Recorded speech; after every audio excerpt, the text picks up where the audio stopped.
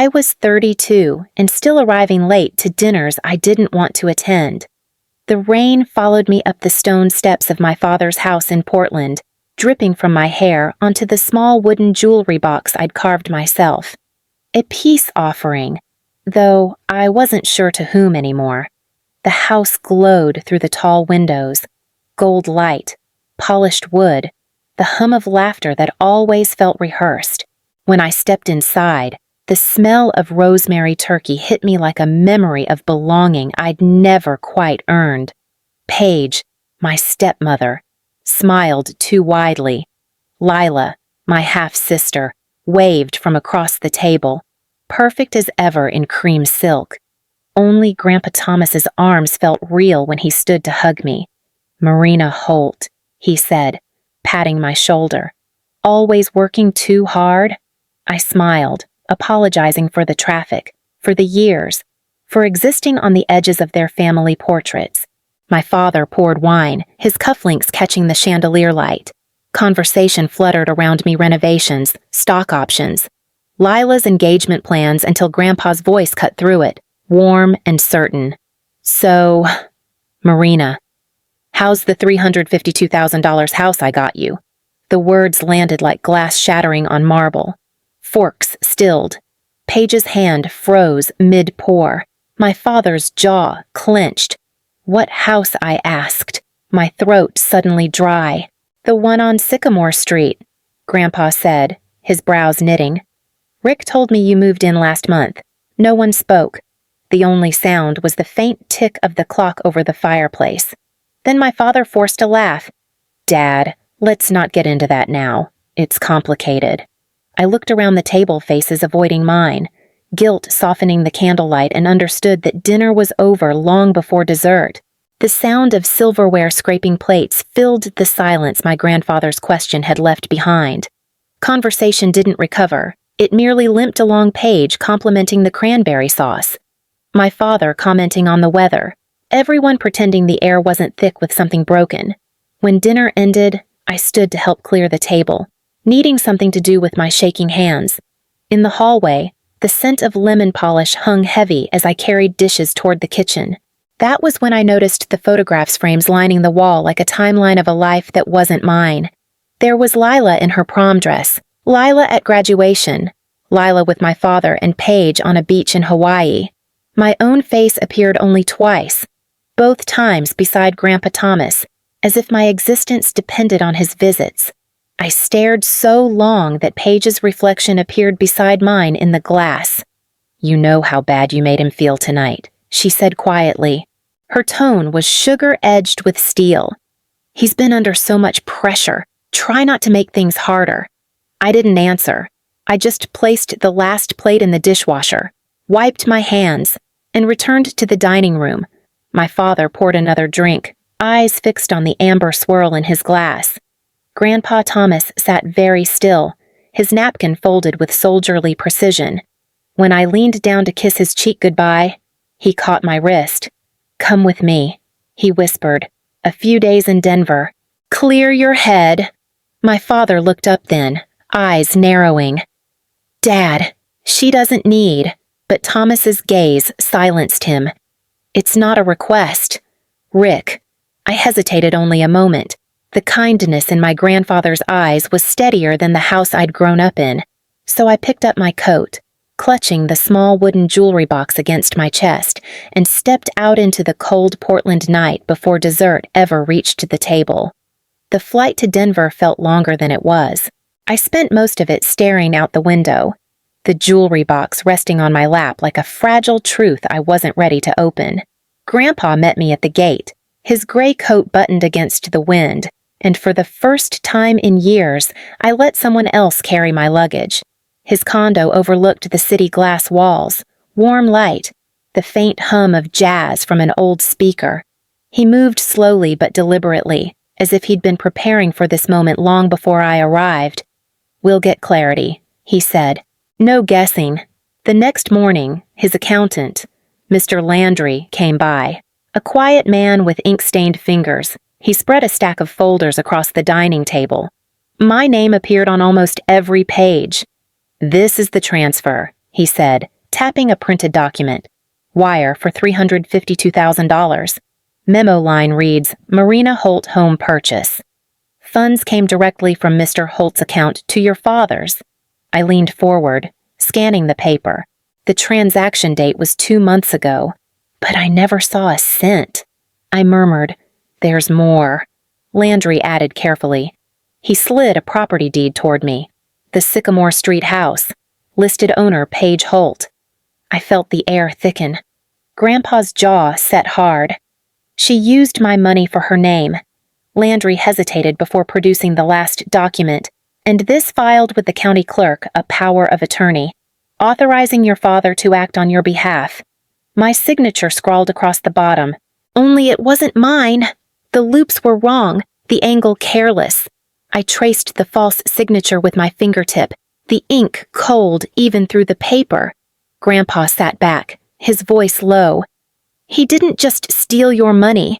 He used your name to make it look honest. I swallowed hard, the taste of metal rising in my throat. I'll fix this, he said. The right way. The right way still hurts, I whispered. Outside. The Denver skyline glowed against the snow, bright, indifferent, and nothing like home. By morning, the shock had hardened into focus. Grandpa brewed strong coffee while I sat at his dining table surrounded by folders, receipts, and legal pads.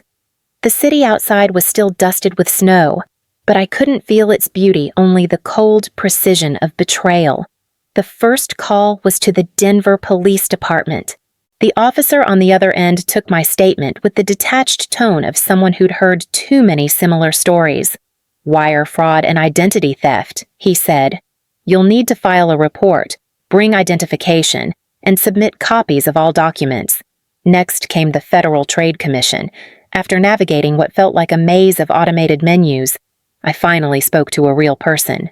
She assigned me a case number, her voice robotic but kind. Keep every document, Ms. Holt, every email, every receipt. I called the 3 credit bureaus and froze my accounts. That's when the agent's voice turned cautious. Your file shows multiple active accounts under your name. 2 store cards, 1 personal loan, and a credit line opened last summer. My credit score had collapsed like a house built on sand. I spent the rest of the day waiting on hold, my story looping over and over, same disbelief, same polite sympathy. By evening, my throat burned from repeating the words. That's not my signature. I never authorized those charges. When Grandpa suggested dinner, I shook my head. Not yet, I said. If I stop, I'll lose my place. That night, he introduced me to Morgan Patel, a friend from his days in Denver's business community. She arrived in a navy coat, her presence calm, her eyes sharp behind wire-rimmed glasses. You're not alone in this, she said, setting down a leather briefcase. But we have to be exact. One mistake, and they'll twist it back on you. She began organizing the chaos into labeled folders: wire transfer, power of attorney, property deed, credit fraud. Watching her work felt like watching architecture take shape, every page another brick in the wall between truth and collapse. When we finished, Morgan closed the final binder and handed me a pen. Start a journal, she said. Document every call, every date, every name. Paper is power. For the first time, I felt I was building something real fragile, but finally mine. The first rumor arrived as a text from a college friend I hadn't spoken to in years. Hey, are you okay? Your stepmom's post sounds serious. I opened social media, and there it was, Paige's smiling photo with a caption about ungrateful children taking advantage of aging parents. The comments below were a chorus of sympathy and outrage, each one twisting a story that wasn't theirs to tell. By afternoon, my father had joined the performance. On a local business forum, he wrote that I had convinced a confused old man to turn against his family. My stomach turned. Thomas, the most lucid person I knew, was now painted as a victim of manipulation, my manipulation. Then came the video. Lila, tearful and perfect under warm lighting, saying she didn't know why her sister hated their family so much. Behind her, I recognized their living room, the same one where my face had been missing from every frame on the wall. The comments exploded with words like selfish and gold digger. By evening, Thomas's phone wouldn't stop ringing. Cousins, old friends, distant relatives all wanting to know what I'd done to him. He sat at the kitchen table, expression calm but eyes dim. "They're scared," he said softly. "Scared of losing what they built on lies." Morgan arrived not long after, her briefcase clicking open like armor. "Do not respond," she said firmly. "Every word you post becomes evidence against you. Let their noise prove their guilt." I wanted to argue, to shout my innocence into the void of the internet. But something inside me broke differently this time, not into anger, but clarity. Instead of scrolling, I opened my laptop and pulled up my architectural portfolio. The design I'd been sketching before all this began waited patiently, a model for a transparent, sustainable home glass walls framed by solid cedar beams, a place where light could enter without destroying privacy. I spent the next hours adjusting details, refining the flow of air and space, the structure of balance and strength. Each adjustment felt like reclaiming oxygen from their narrative. When the headlines faded from my screen, the quiet that followed wasn't defeat, it was design, and it finally belonged to me. The snow in Denver had melted into gray slush by the time I ducked into the corner cafe near Thomas's office. It was one of those community places filled with chatter, mismatched mugs, and the smell of cinnamon. I'd come to clear my head after another morning of calls with the credit bureau, more forms, more waiting. I was stirring my coffee when a familiar voice cut through the hum. "So this is where you hide." I turned. My father stood by the door, his coat unbuttoned, his eyes bloodshot. Conversations around us softened, curiosity rippling through the room. He crossed to my table, each step heavy with anger. "You've humiliated this family," he hissed. "Do you have any idea what people are saying about me? About your stepmother?" I met his gaze. "I'm not the one who forged a signature." He laughed, too loud, sharp enough to draw every eye. "You're unbelievable. You're poisoning an old man's mind for money." The cafe fell silent. Cups paused midair. My hands trembled, but not from fear. I reached into my bag and pulled out the slim black folder Morgan had insisted I carry. I laid it on the table between us, flipping it open with steady fingers. Inside were copies of the power of attorney, the bank transfers, the county deed, every document stamped and notarized. His signature. My stolen name. I pushed the folder toward him. "You built a life on paper lies?" "Dad, here's the proof." His face paled, then darkened. He looked around and realized everyone was watching. Someone's phone glinted, recording. "I'm done arguing," I said quietly, standing. "You can keep your stories. I'll keep the truth." As I walked out, the sound of whispering followed me into the cold air. For the first time in months, I felt taller than my fear. That evening, Thomas waited by the fire when I came home. He didn't ask what happened. He already knew. He simply said, "You're stronger than I ever was." And for the first time, I didn't doubt it. By the time winter loosened its grip on Denver, the fight had turned quiet, too quiet, the kind that meant strategy was replacing anger. Morgan called one evening to say the meeting was set. His attorney finally reached out. She said, "They know we have leverage." The next morning, we met in a glass-walled conference room downtown. My father sat at one end of the table beside a gray-suited lawyer whose tone carried the smooth detachment of someone used to cleaning other people's messes. I sat opposite them, with Morgan to my left and a thick binder between us, the evidence she'd built piece by piece. "Let's begin," Morgan said, opening the binder to the first tab. "Wire transfer from Mr. Thomas Holt to Richard Holt, marked Marina Holt Home Purchase," followed by the forged power of attorney. County records showing the property deed placed under Page Holt, and tax filings misrepresenting the funds as a parental loan. My father shifted in his chair, his pen tapping nervously.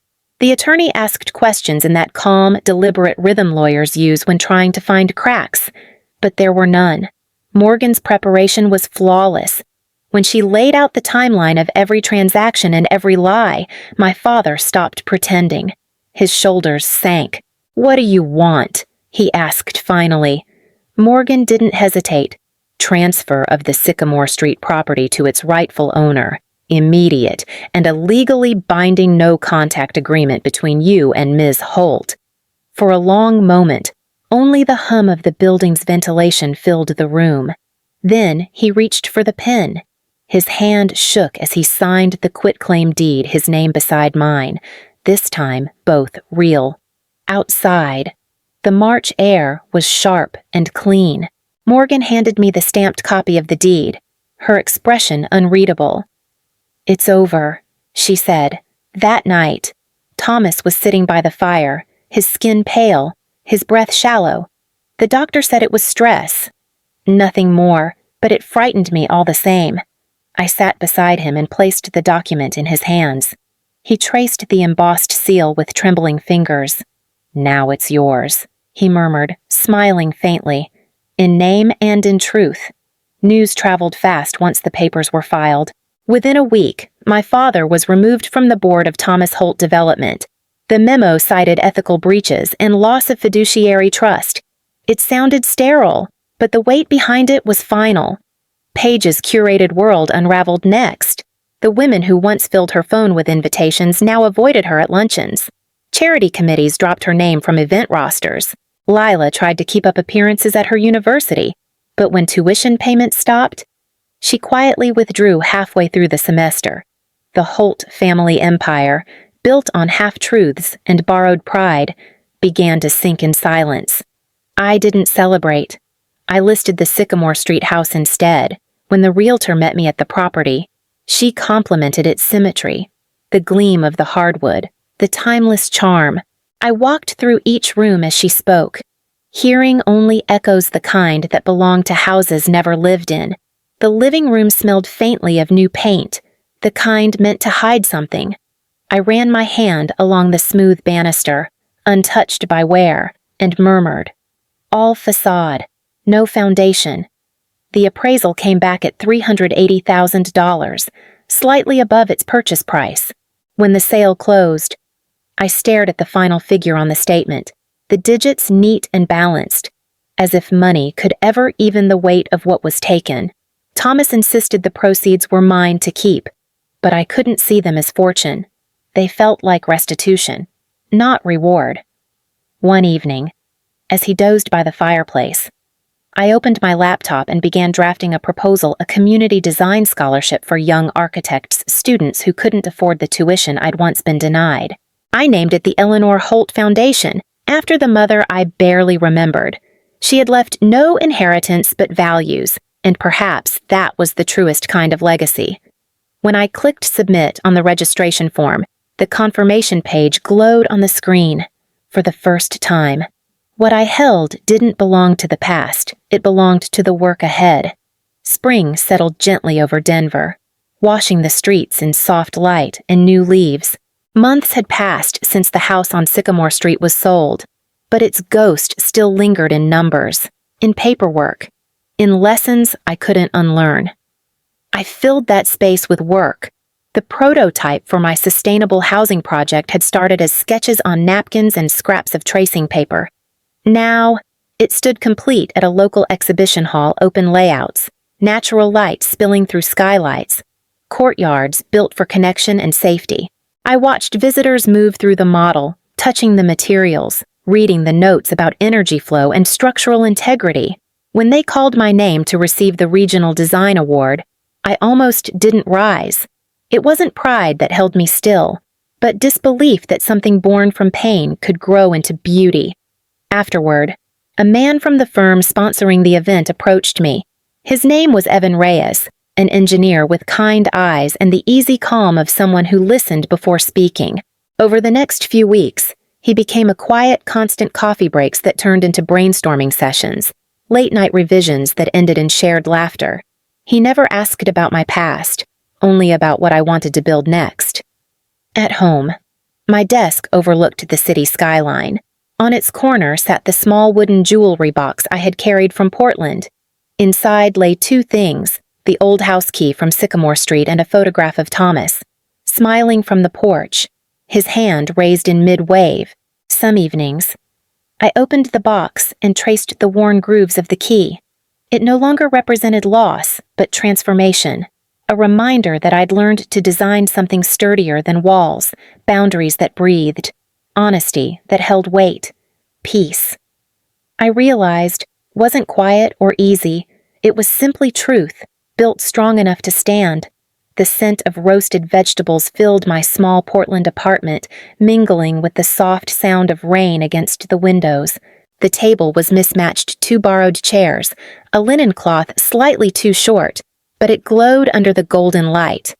It was my first Thanksgiving dinner that truly felt mine. Thomas sat at the head of the table, his hair thinner now, but his smile unchanged. Evan poured him a glass of cider before taking the seat beside me. Across from us were two co-workers from the design firm, Maya and Jordan, both of whom had helped me finish the last phase of the community housing project. Laughter moved easily among us, quiet and genuine. Not bad for a first host. Thomas teased, spearing a piece of sweet potato. "Give me another year," I said, smiling.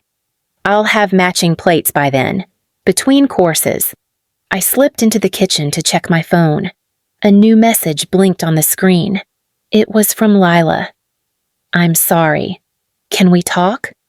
I stood there for a moment, feeling the weight of what that small sentence carried, the years of silence, the noise of lies that had come before it. Then I typed back, "When you're ready to start from honesty?" "Yes." Returning to the table, I set the phone aside and raised my glass. "To foundations, not facades," I said. Glasses clinked, soft and sure. Thomas's eyes shone with quiet pride, and Evan reached over, brushing my hand with his. Outside, the rain tapped harder, as if keeping rhythm with our laughter. For once, I didn't count the faces missing from the table. The ones who remained were enough, and the sound of the rain felt like gratitude itself.